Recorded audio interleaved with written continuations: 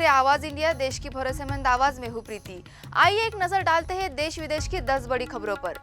America के पूर्व राष्ट्रपति डोनाल्ड ट्रंप की धमकी पर भारत ने करारा जवाब दिया है। ट्रंप ने भारत पर टैरिफ और बढ़ाने की बात कही थी और रूस से तेल खरीदने पर सवाल उठाया था। इस पर विदेश मंत्रालय के प्रवक्ता रणधीर जायसवाल ने दो टूक कहा, भारत अपने आर्थिक हितों की रक्षा करना जानता है। उन्होंने पलटवार करते हुए कहा कि यूरोपियन यूनियन खुद रूस से 67.5 बिलियन यूरो का व्यापार करता है, जिसमें तेल से लेकर मशीनरी तक शामिल है। अमेरिका भी अपने परमाणु उद्योग के लिए रूस से यूरेनियम आयात करता है। भारत ने कहा, हमें निशाना बनाना बंद करे। डोनाल्ड ट्रंप की भारत पर धमकी के बाद अब कांग्रेस ने प्रधानमंत्री नरेंद्र मोदी पर तंज कसा है। कांग्रेस ने पूछा, मोदी जी, ट्रंप तो रोज भारत के खिलाफ बयान दे रहे हैं, आप चुप क्यों है? जयराम रमेश ने भी पूछा कि टैरिफ पर कोई प्रगति नहीं, लेकिन पाकिस्तान के आईएसआई प्रमुख आसिम मुनीर को व्हाइट हाउस में भोज मिल रहा है। कांग्रेस ने तंज कसा कि जब विदेश नीति छवि निर्माण तक सीमित हो जाती है तब ऐसे ही परिणाम मिलते हैं। अनुच्छेद 370 को हटाए 6 साल पूरे होने जा रहे हैं, लेकिन जम्मू कश्मीर अब भी पूर्ण राज्य बनने का इंतजार कर रहा है। इस बीच मुख्यमंत्री उमर अब्दुल्ला का बयान आया है, 5 अगस्त को कुछ खास नहीं होगा, न बुरा न अच्छा। नेशनल कॉन्फ्रेंस, पीडीपी और कांग्रेस जैसी पार्टियां स्टेटहुड बहाल करने की मांग कर रही है, लेकिन केंद्र की ओर से अब तक कोई ठोस संकेत नहीं मिला।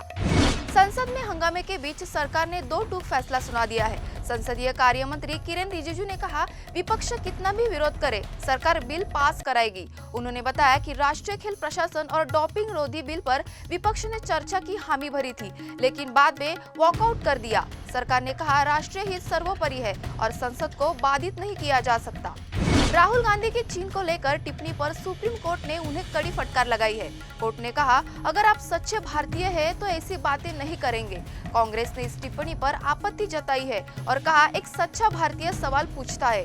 पवन खेड़ा और रणदीप सुरजेवाला ने कहा, अगर सरकार से सवाल करना अवमानना है तो हम तैयार है, लेकिन चीन से जमीन वापस चाहिए। स्वतंत्रता दिवस से पहले दिल्ली के लाल किले की सुरक्षा में बड़ी लापरवाही उजागर हुई है। सुरक्षा जांच के दौरान डमी बम अंदर ले जाया गया और तैनात पुलिसकर्मी ने उसे पहचान नहीं सके। इसके बाद 7 पुलिसकर्मी सस्पेंड कर दिए गए। इसी के साथ 5 बांग्लादेशी नागरिकों को जबरन घुसने की कोशिश करते हुए गिरफ्तार किया गया। सभी पर अवैध तरीके से भारत में रहने का आरोप है।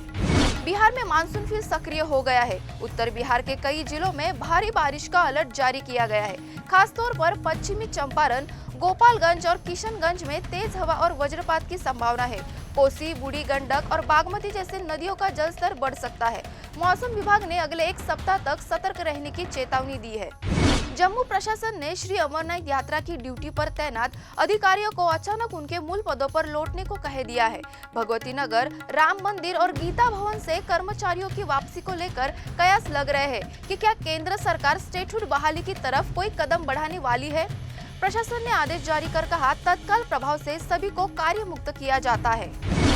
भारतीय रेलवे ने अब वंदे भारत ट्रेन को लंबी दूरी की यात्राओं के लिए भी तैयार कर लिया है। रेल मंत्री अश्विनी वैष्णव ने ऐलान किया है कि सितंबर 2025 से वंदे भारत स्लीपर ट्रेन शुरू होगी। माना जा रहा है कि ये ट्रेन दिल्ली मुंबई, दिल्ली हावड़ा और मुंबई अहमदाबाद जैसे व्यस्त रूट्स पर चलाई जाएंगी। पैसेंजर्स को अब हाई स्पीड के साथ स्लीपर की सुविधा भी मिलेगी। भारतीय टीम ने इंग्लैंड को 5वां टेस्ट हराकर सीरीज बराबर कर ली है। कप्तान शुभमन गिल ने जीत के बाद कहा, आज सुबह जो हुआ उसने टीम के कैरेक्टर को दिखा दिया। सिराज जैसे गेंदबाज के साथ कप्तानी करना आसान हो जाता है। गिल ने कहा कि टीम मुश्किल हालात में भी लड़ना जानती है। उन्होंने ये भी कहा कि हर बार आप रन नहीं बना सकते, लेकिन मानसिक संतुलन बनाए रखना ही असली परीक्षा होती है। फिलहाल आवाज इंडिया में देश दुनिया की खबरों में इतना ही। जुड़े रहिए आवाज इंडिया के साथ। जल्द होगी आपसे फिर मुलाकात, तब तक के लिए नमस्कार।